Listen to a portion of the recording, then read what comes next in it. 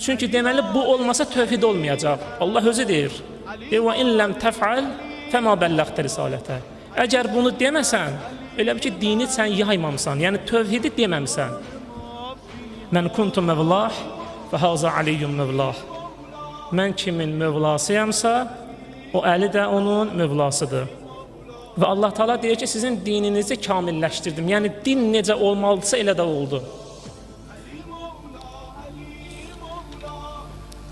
Allah dini nəyin vasitəsilə kamilləşdirdi? İmamətin vasitəsilə. Mən kuntum mevlah fəhaza aliyyum mevlah.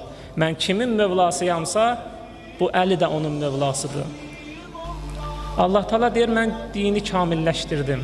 Demir, neymətimi kamilləşdirdim. Neyməti kamilləşdirmək isə sizin öhdənizdədir.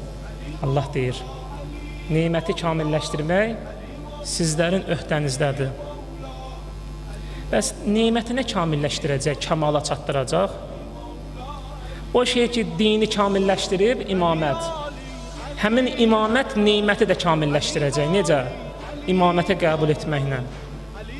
Əgər bir imamət dini kamilləşdirdisə, neymətin də kamilləşməsi bizə bağlıdır. Yəni, imaməti qəbul etməyə bağlıdır.